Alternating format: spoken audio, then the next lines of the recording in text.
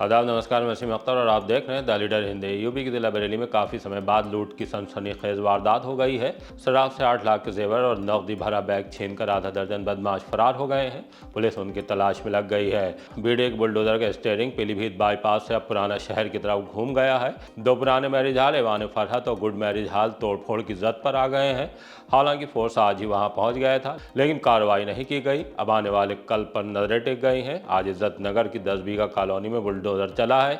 एक बार फिर गौ तस्करों पर गोलियां बरसी हैं। 3 के घुटने छलनी हुए हैं। बहेड़े के नामवर खानदान में 3 करोड़ से ज्यादा लेन देन की रार सामने आई है।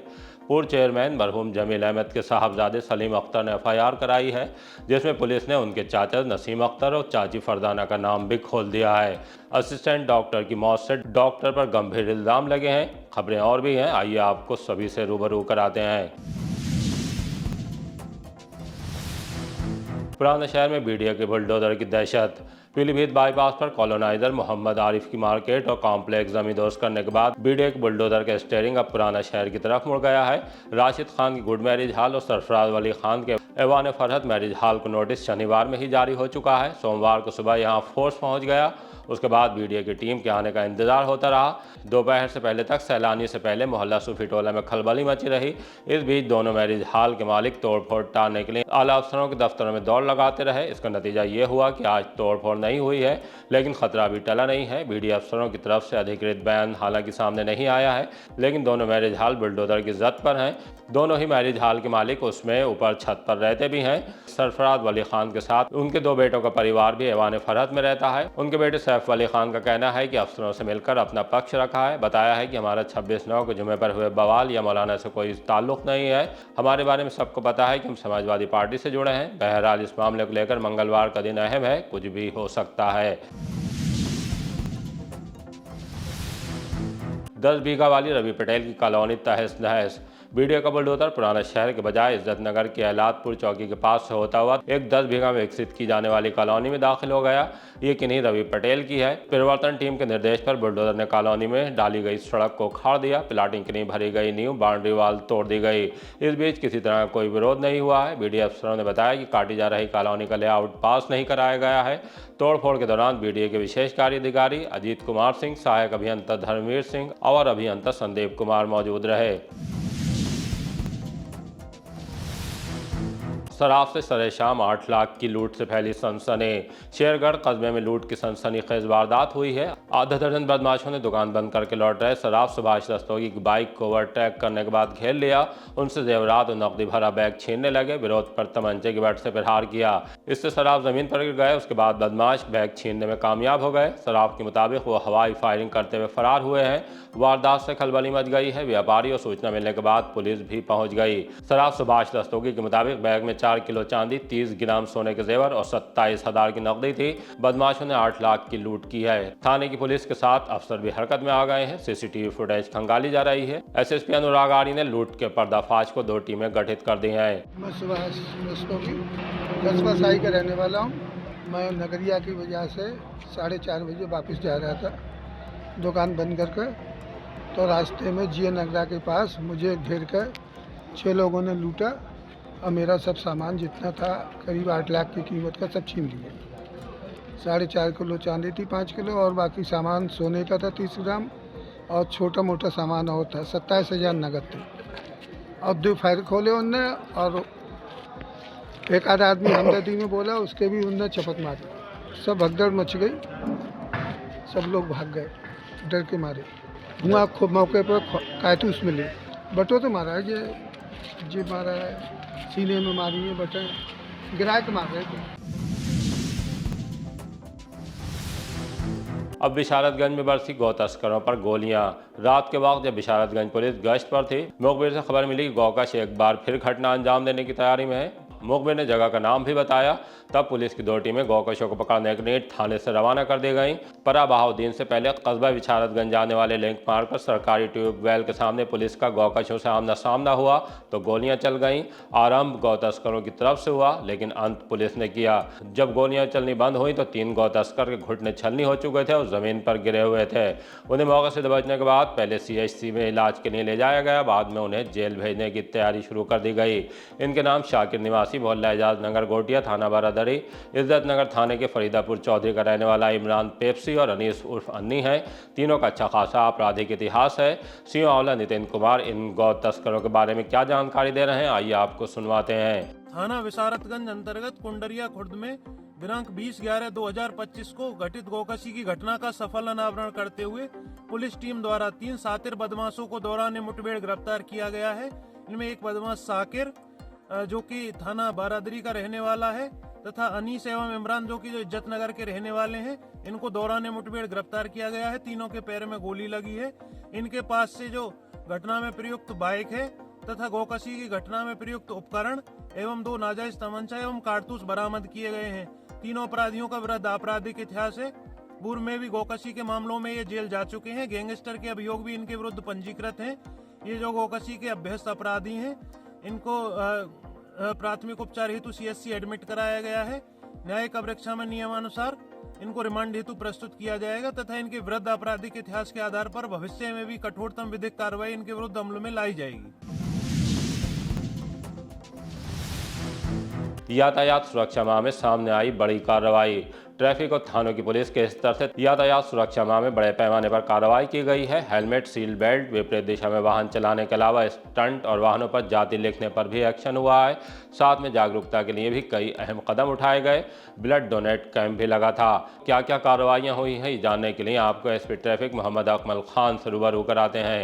देखिए, इसमें जो पिछला माह जो है नवंबर जो है वो यातायात माह के रूप में मनाया जाता है और इसमें जो यातायात पुलिस बरेली और जो जनपदीय पुलिस है बरेली की, उन सब ने मिल करके जो है यातायात नियमों का उल्लंघन करने वाले व्यक्तियों के विरुद्ध प्रवर्तन की कार्रवाई भी की है और साथ ही साथ लोगों को जागरूक भी किया है। ब्लड डोनेशन कैंप भी लगाए हैं, चिकित्सा शिविर भी लगाए गए ड्राइवर्स के लिए।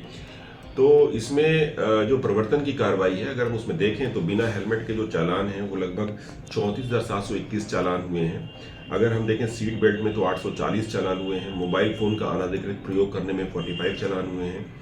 विपरीत दिशा से वाहन चलाने वाले केसेस की संख्या 274 है, जिसमें हम लोगों ने चालान किए हैं।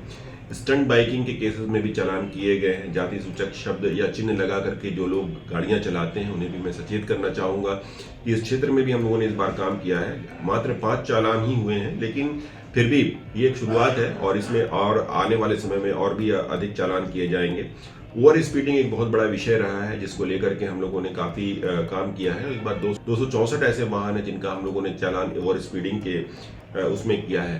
काली फिल्म लगा करके जो लोग गाड़ियां चलाते हैं उनको भी मैं सचेत करना चाहूँगा कि आप ऐसे जो काली फिल्म लगा करके जो है शीशों पे लगाते हैं उनको ना लगाया जाए।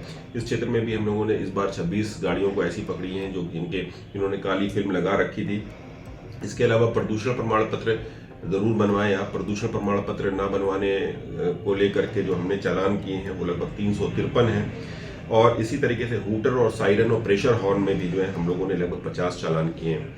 तो कुल मिला जुला करके जो प्रवर्तन की कार्रवाई प्लस लोगों को जो शिक्षित करना है यातायात नियमों के प्रति, सड़क सुरक्षा के प्रति, ये कार्रवाई हम लगातार कर रहे हैं और आगे भी हम इस कार्रवाई को अनवरत जारी रखेंगे।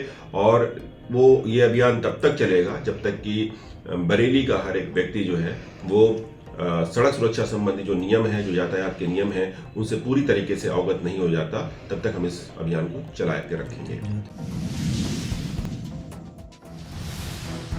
नामवर खानदान में रार, चाचा पर हुई FIR। बहेड़ी नगर पालिका परिषद के पूर्व चेयरमैन मरहूम जमील अहमद के खानदान में करोड़ों के लेन देन का मामला थाने में बतौर FIR दर्ज हो गया है। मुकदमा उनके बेटे कांग्रेस के नेता सलीम अख्तर ने लिखाया है, जिसमें 8 लोगों को नामजद कराया था। विवेचना में उनके चाचा नसीम अख्तर और उनकी पत्नी फरजाना का नाम भी खुल गया है। नसीम अख्तर बरेली कॉलेज के रिटायर्ड प्रोफेसर हैं और बहेड़ी के विधायक अताउर रहमान के बहनोई हैं। 3 करोड़ 15 लाख की ठगी का इल्जाम है जो राइस मिल को लेकर की गई है। सलीम अख्तर का कहना है मोहम्मदपुर रोड की एसके इंडस्ट्री के नाम वाली राइस मिल पर नैनीताल बैंक का कर्ज था। उसके साझेदारों ने 3 करोड़ 15 लाख में सौदा किया था, जिसमें 1 करोड़ 2 लाख रुपए की रकम तो उन्होंने चेक के जरिए दी थी। बाकी सभी पार्टनर को नगद रकम दी गई है। इसका इकरारनामा भी है। जमीन पर कब्जा देने के नाम पर वो टाल मटोल करते रहे। बहरहाल पुलिस अब मामले की पूरी पड़ताल कर रही है। असिस्टेंट की मौत, डॉक्टर पर लगा इल्जाम। फतेहगंज पूर्वी में एक संदिग्ध सड़क हादसा सामने आया है जिसमें डॉक्टर के असिस्टेंट की मौत हो गई। मृतक की पहचान बदायूं जिले के दातागंज थाना क्षेत्र गांव सेरा पुख्ता निवासी 35 वर्षीय संजीव के रूप में हुई है। परिजनों के मुताबिक Sanjeev Vivekananda mission charitable hospital में डॉक्टर विक्रम सिंह के असिस्टेंट थे। रविवार को उन्होंने छुट्टी मांगी थी लेकिन डॉक्टर ने काम का हवाला देते हुए छुट्टी नहीं दी। शाम को संजीव ने कार सर्विस कराई और डॉक्टर के साथ फतेहगंज पूर्व में स्थित अस्पताल की ओर जा रहे थे। खंजनपुर गांव के पास उनकी कार किसी अज्ञात वाहन से टकरा गई। टक्कर इतनी जोरदार थी कि संजीव की मौके पर ही मौत हो गई। मेरा नाम रामवीर, हमारा भाई ये फतेहगंज पूर्वी के पास ये विवेकानंद मिशन चैरिटेबल हॉस्पिटल था, तो उसमें डॉक्टर विक्रम यादव थे, उनके साथ असिस्टेंट थे। ये प्रैक्टिस करते थे, प्राइवेट वहाँ पे जॉब कर रहे थे। तो संडे में जाते थे, लेकिन संडे में डॉक्टर ने कहा था हमारा प्राइवेट काम है, हमारी गाड़ी की सर्विस होनी है, हम छुट्टी नहीं देंगे आपको। इन्होंने काफ़ी कहा था, इनकी पत्नी संजीव की पत्नी का फ़ोन भी आया था, तो बोले कि डॉक्टर छुट्टी नहीं दे रहे हैं और हमें डॉक्टर कुछ प्राइवेट काम है, वो डॉक्टर साहब कह रहे हैं कि गाड़ी की सर्विस होनी है, वो करवानी है। लेकिन जब छुट्टी नहीं दी तो ये डॉक्टर इनको लेके आए बरेली, फिर बरेली से सर्विस करवा के और फिर उसके बाद रास्ते में इनका जो है एक्सीडेंट हो गया। जब डॉक्टर गाड़ी चला रहे थे तो आधा हिस्सा डैमेज हुआ और डॉक्टर बिल्कुल सेफ हो गए। उसके बाद एम्बुलेंस वाले ये कह रहे थे, बोले कि हम जहाँ बताएं वहाँ इसको लेके जाना है, अगर कहीं दूसरे हॉस्पिटल, क्योंकि वो एम्बुलेंस वाले कह रहे थे, बोले नज़दीक वाले इनकी हालत सीरियस है सर, बोले कि हम इसको कहीं पास में दिखा दें। तो बोले नहीं, जहाँ हमारी जान पहचान है ये ओमेगा हॉस्पिटल है बरेली में, ये फिनिक्स मॉल के सामने है। तो वो ओमेगा हॉस्पिटल उनका रिलेशन का है या किसका है, तो वो वहाँ ले गए और वहाँ लेके डेड बॉडी वो एम्बुलेंस में ही पड़ी रही, ना भर्ती कराया ना कुछ कराया और अपना फरार हो गए। क्या लगता है आपके भाई की हत्या हुई है, क्या हुआ है? जी मुझे तो यही लग रहा है पूरा इसमें जो है डॉक्टर विक्रम यादव का हाथ है। साइबर ठगों ने खाते से उड़ाए 5 लाख रुपए। सीबीगंज थाना क्षेत्र से एक चौंकाने वाले साइबर फ्रॉड का मामला सामने आया है। सरनिया छोटी मस्जिद निवासी जफरुद्दीन के बैंक खाते से बिना किसी SMS या अलर्ट के 5,45,000 रुपए ट्रांसफर कर लिए गए। उनका कहना है कि उन्होंने कोई लेन देन नहीं किया। शक होने पर जब बैंक स्टेटमेंट निकलवाया तब 3 संदिग्ध ट्रांजैक्शन का पता चला। जफरुद्दीन ने इसकी शिकायत साइबर क्राइम पोर्टल पर भी दर्ज कराई है, लेकिन अब तक कोई समाधान नहीं हो सका। सीबीगंज थाने में उन्होंने अर्जी देकर रकम वापस दिलाने की मांग की है। फ्रेश एग्रो फूड की 2,68,000 बैंक गारंटी जब्त। मंडल में चावल फोर्टिफिकेशन के लिए FR की आपूर्ति में गंभीर लापरवाही सामने आई है। हरियाणा की फ्रेश एग्रो फूड कंपनी को 500 मीट्रिक टन FR के सप्लाई का आवंटन दिया गया था, लेकिन 2 महीने बाद भी कंपनी ने महज 28.75 मीट्रिक टन यानी कुल आवंटन का सिर्फ 5.75% ही भेजा है। इससे राइस मिलें भारतीय खाद्य निगम को फोर्टिफाइड चावल उपलब्ध नहीं करा सकी, जिसके कारण धान क्रय केंद्र पर बड़ी मात्रा में धान जमा है और इससे खरीद प्रभावित हो रही है। लापरवाही को गंभीर मानते हुए संभागीय खाद्य नियंत्रक डॉक्टर मणिकंदन ए ने fresh agro food Panchkula Haryana की बैंक गारंटी जब्त करते हुए चेतावनी दी है कि यदि स्थिति में सुधार नहीं हुआ तो फर्म को डिबार या ब्लैक लिस्टेड कर दिया जाएगा। कांग्रेस प्रदेश अध्यक्ष के SIR प्रक्रिया पर गंभीर सवाल। SR में लगे BLO की हार्ट अटैक से मौत के मामले में कांग्रेस प्रदेश अध्यक्ष अजय राय बरेली पहुंचे। पार्टी नेताओं के साथ सीधे BLO सर्वेश गंगवार के घर गए, उनके दोनों बच्चों और रिश्तेदारों से मुलाकात की, भरोसा दिलाया कि कांग्रेस आपके परिवार के साथ है। यहां मीडिया से बात करते हुए कांग्रेस प्रदेश अध्यक्ष ने SIR प्रक्रिया पर गंभीर सवाल खड़े किए हैं। आज सर्वेश गंगवार जी जो SIR की ड्यूटी में उनको BLO बनाया गया था, सहायक अध्यापक थे, उनके मैं घर में आज आया और निश्चित तौर से बहुत ही हृदय विदारक घटना है। और जिस तरीके से SIR में ज़बरदस्ती दबाव बनाकर काम लिया जाता है और अब उसी का परिणाम है कि उत्तर प्रदेश में, जहाँ तक मेरी जानकारी है, कि 8 BLO, फिर किसी का ब्रेन हेमरेज हो गया, लखनऊ में पूरा हार्ट का मामला हो गया। तो मैं निश्चित तौर से कहना चाहूँगा कि इतनी जल्दीबाजी और इतना दबाव क्यों? सरकारी काम करना है तो आराम से समय दीजिए। मैं चुनाव आयोग से पहले भी मांग किया था, आज फिर कह रहा हूँ कि चुनाव आयोग को कम से कम 3 से 4 महीने का समय देना चाहिए, जिसमें सरकारी कर्मचारी जो हैं वो अपनी ड्यूटी भी कर सकें और BLO का भी काम निश्चित अच्छे तरीके से कर सकें। ये बहुत ही दुखद घटना है कि सर्वेश गंगवार जी आज हमारे बीच में नहीं है और अत्यधिक दबाव के कारण से उनकी मृत्यु हुई है। ये बहुत ही दुखद है। आज 2 बच्चे अनाथ हो गए। इनकी माँ सर्वेश गंगवार जी की पत्नी भी 3 महीने पहले कैंसर से पीड़ित थी और वो एक्सपायर कर गई। बहुत ही दुखित स्थिति है 2 बच्चे, छोटे बच्चे, एक बेटी एक बेटा अनाथ हो गए बच्चे।